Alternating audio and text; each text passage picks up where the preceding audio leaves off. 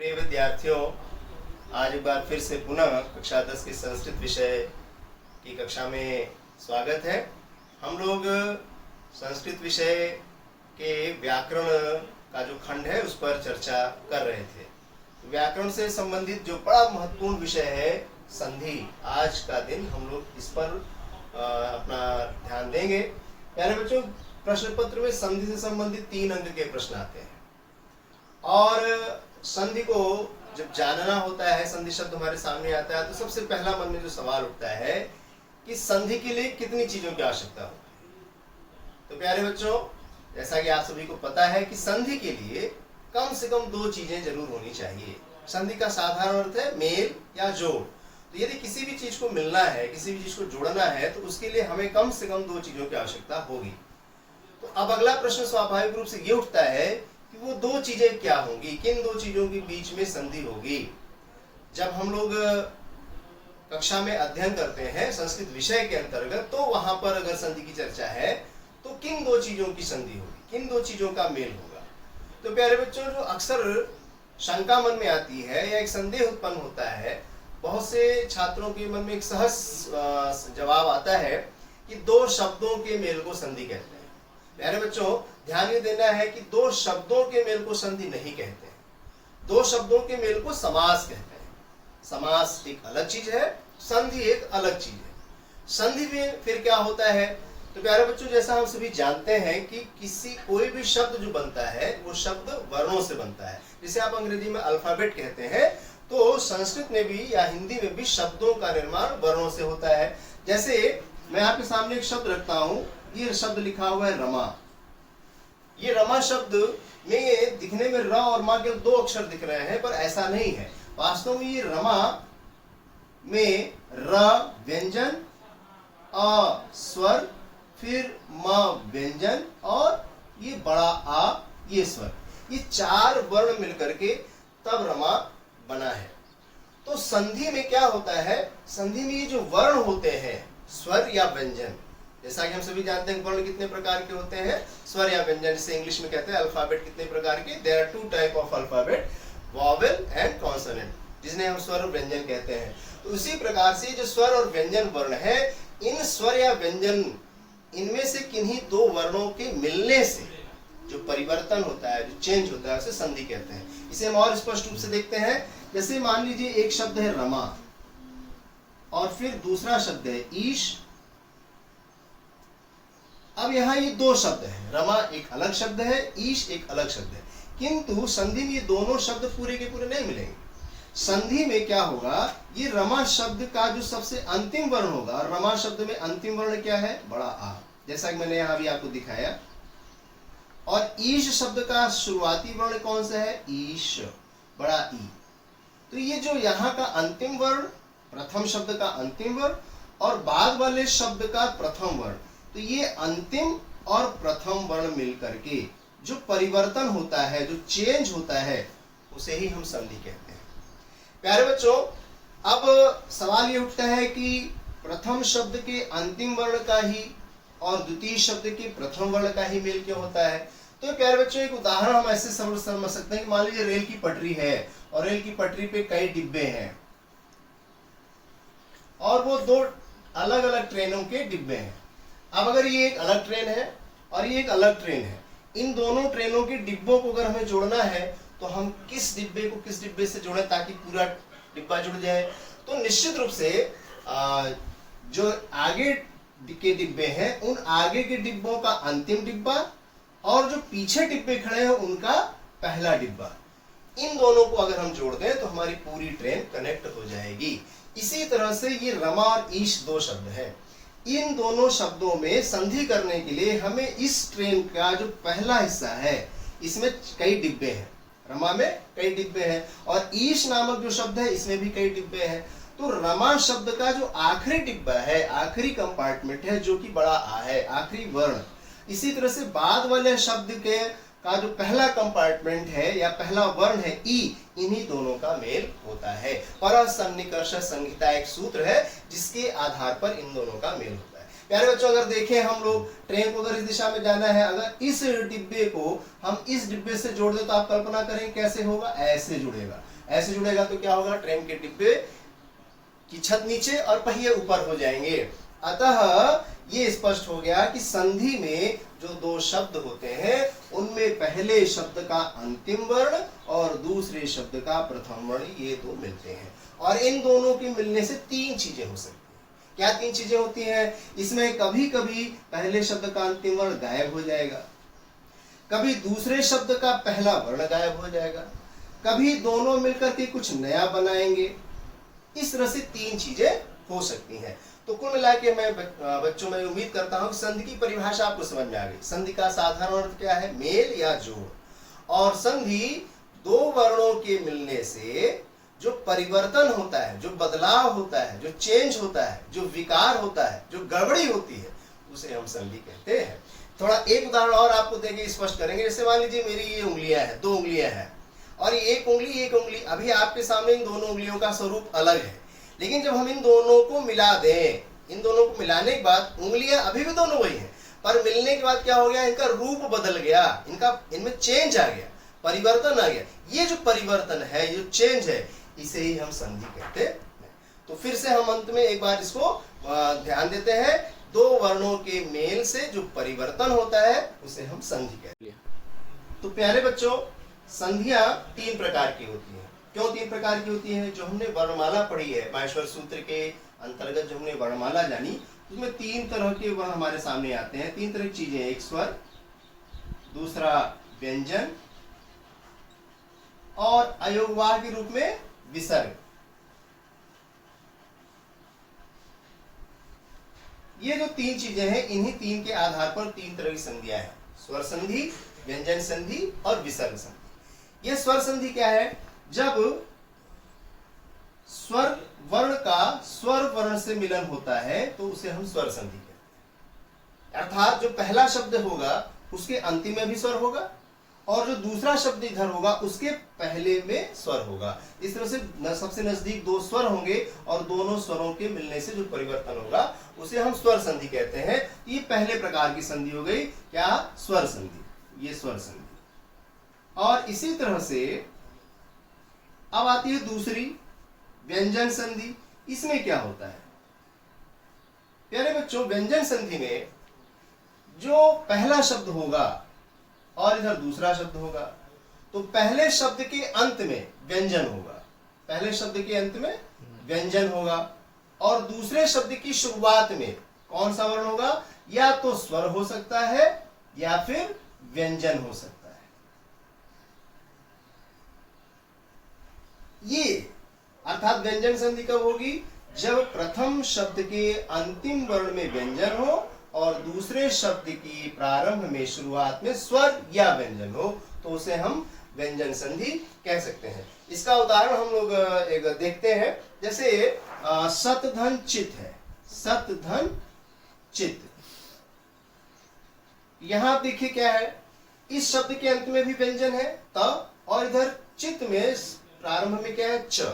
तो यहाँ दोनों व्यंजन है, तो ये सत चित मिलके सच्चित बन जाता है। ये व्यंजन संधि का उदाहरण है। इसी प्रकार से दूसरा, जब व्यंजन के साथ स्वर हो, जैसे जगत, जगत धन ईश। यहां आपने क्या देखा? यहां प्रथम शब्द के अंत में व्यंजन है और द्वितीय शब्द के प्रारंभ में स्वर है। इस प्रकार से ये भी व्यंजन संधि में आता है। तो व्यंजन संधि की परिभाषा क्या हो गई कि जब प्रथम शब्द के प्रारंभ में, प्रथम शब्द के अंत में व्यंजन वर्ण हो और जो दूसरा शब्द है उसके प्रारंभ में या उसके आदि में, उसकी शुरुआत में या तो व्यंजन हो या स्वर हो, तो इस तरह के परिवर्तन को मिलने के बाद जो होगा उसको हम व्यंजन संधि कहते हैं। तीसरी प्रकार की जो संधि होती है प्यारे बच्चों, जैसे आप सभी जानते हैं, विगत कक्षा में आपने पढ़ा भी है, और उस संधि का नाम है विसर्ग संधि। इसमें क्या होता है? इसमें जो प्रथम शब्द होता है उसके अंत में विसर्ग होता है और जो बाद वाला शब्द होता है उसकी शुरुआत में या तो स्वर होगा या व्यंजन होगा। इधर ये विसर्ग प्रथम शब्द के अंत में, क्योंकि किसी भी शब्द के प्रारंभ में विसर्ग नहीं हो सकता है, इसलिए विसर्ग का विकल्प इधर नहीं बनता है। तो विसर्ग संधि किसे कहेंगे? विसर्ग संधि जब किसी शब्द के अंत में विसर्ग हो और दूसरा जो शब्द है उसके बाद उसकी शुरुआत में स्वर या व्यंजन हो, तो उन दोनों के मिलने से जो परिवर्तन होगा उसे हम विसर्ग संधि कहेंगे। इसमें बहुत ज्यादा अभी ध्यान देने की आवश्यकता नहीं, केवल सतही रूप से इसको जानना है। आपके पाठ्यक्रम में प्यारे बच्चों हाई स्कूल में केवल व्यंजन संधि और विसर्ग संधि है। स्वर संधि आपको कक्षा 9 में पढ़ाई जा चुकी। संधियां हो गई, स्वर संधि, व्यंजन संधि और विसर्ग संधि। आपको कक्षा 10 में व्यंजन संधि और विसर्ग संधि पढ़नी है। प्यारे बच्चों, व्यंजन संधि के अंतर्गत भी हाई स्कूल के पाठ्यक्रम में केवल 2 सूत्र हैं। इन 2 सूत्रों को आप तब तक अच्छे से याद करें। पहला सूत्र है मौन स्वारः और दूसरा सूत्र है अनुस्वारस्य यै पर सवर्ण। ये दोनों सूत्र किससे संबंधित है? व्यंजन संधि से। तो अब हम लोग व्यंजन संधि पर चर्चा करेंगे आज पूरी तरह से। व्यंजन संधि की परिभाषा अभी भी मैंने आपको बताई। जब किसी शब्द के अंत में व्यंजन हो और उसके बाद वाले शब्द की शुरुआत में या तो व्यंजन हो या स्वर हो, ऐसी स्थिति में जो परिवर्तन होता है दोनों वर्णों के मिलने से, उसे हम व्यंजन संधि कहते हैं। हम इसे शॉर्ट में यहाँ फिर से एक बार लिखते हैं। ये प्रथम शब्द के अंत में व्यंजन और दूसरे शब्द के प्रारंभ में व्यंजन या फिर स्वर, ये अगर है तो इस स्थिति को हम व्यंजन संधि कहते हैं। अब व्यंजन संधि के अंतर्गत 2 सूत्र हैं। मौन स्वारः, हम मौन स्वारः पे चर्चा करते हैं कि ये मौन स्वारः सूत्र क्या कहता है। प्यारे बच्चों, मौन स्वारः सूत्र ये कहता है कि यदि किसी शब्द के अंत में म हो, म से मतलब हलंत म, ये यदि किसी शब्द के अंत में या पद के अंत में, प्यारे बच्चों संस्कृत में शब्द न बोल करके पद बोला जाता है। एक सुप्तिंगंतम पदम सूत्र है, उसके आधार पे हम लोग पद बोलते हैं। तो यदि किसी शब्द के या पद के अंत में म है और उसके बाद कोई भी व्यंजन है अगर, तो इस पद के अंत में जो म आया हुआ है इसको क्या हो जाता है? इसकी जगह अनुस्वार हो जाता है। अनुस्वार, ये बिंदी। हम एक उदाहरण देखेंगे जिससे हमारी बात स्पष्ट हो। जैसे शब्द है हरिम धन वंदे। यहां आप देखिए 2 शब्द हैं, हरिम और वंदे। इस प्रथम शब्द के अंत में क्या है? ये प्रथम शब्द के अंत में म है और यहां पर दूसरे शब्द की शुरुआत में कौन सा वर्ण है? व। व और अ मिला हुआ है, तो हमको केवल व पे ध्यान देना है। आदि में वंदे के व में व जो है उसके आदि में व व्यंजन है। तो जब ये मौनुस्वारः सूत्र कहता है कि यदि पदांत यानी शब्द के अंत में यदि म है और उसके बाद वाले शब्द की शुरुआत में व्यंजन अगर आ रहा है, तो इस म की जगह अनुस्वार हो जाएगा, अर्थात संधि होकर क्या बन जाएगा? हरिम वंदे। अब बीच में से धन का निशान हट जाएगा, ये संधि हो गई। हरिम वंदे अलग अलग ही लिखेंगे, लेकिन ये संधि हो गई है और संधि में परिवर्तन क्या हुआ? इस म की जगह अनुस्वार हो गया। इस तरह से कुछ और उदाहरण हम लोग देखते हैं जिससे कि चीज और स्पष्ट हो जाए। जैसे त्वम करोषि, क्या है मेरे बच्चों? त्वम करोषि। मौनुस्वारः सूत्र क्या कहता है? पदांत म में, यदि पदांत में म हो और उसके बाद कोई व्यंजन है तो म की जगह अनुस्वार हो जाएगा। संधि होकर क्या बन जाएगा? त्वम करोषि। अब धन का निशान हट जाएगा, त्वम करोषि।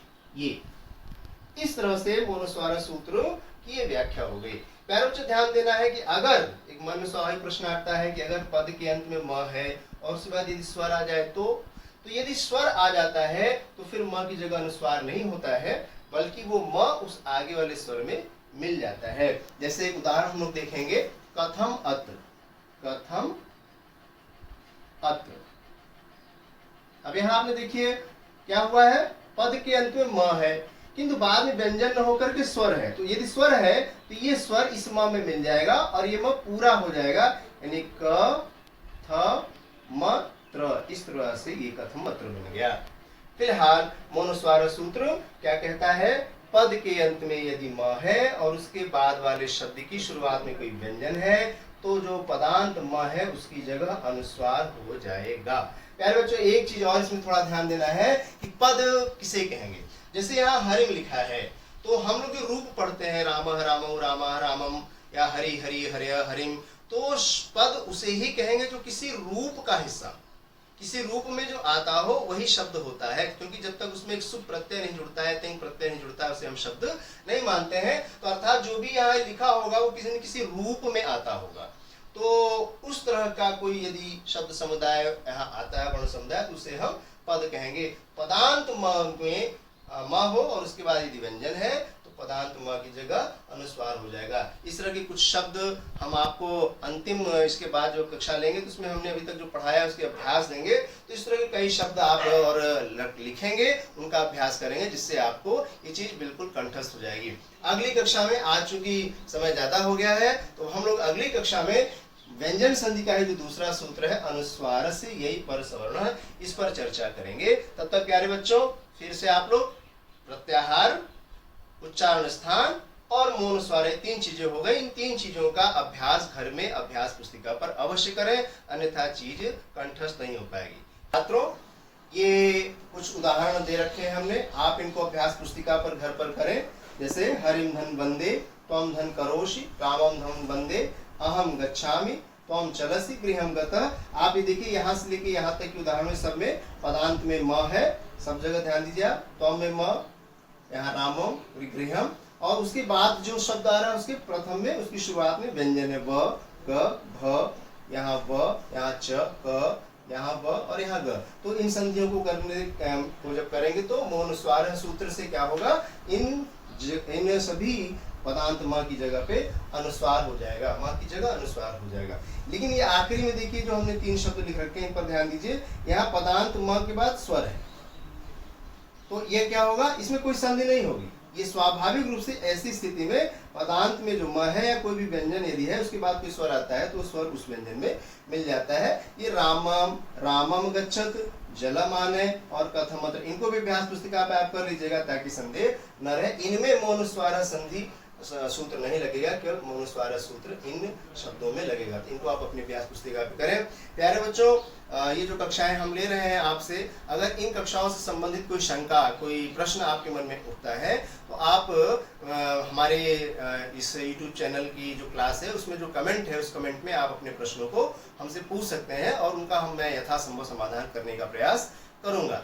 चलते चलते फिर से एक बार विश्व कल्याण की भावना को व्यक्त करते हुए इस मंत्र को हम सभी दोहराएंगे। सर्वे भवन्तु सुखिनः, सर्वे सन्तु निरामयाः, सर्वे भद्राणि पश्यन्तु, मा कश्चित् दुःखभाग् भवेत्। ओम शांति शांति शांति।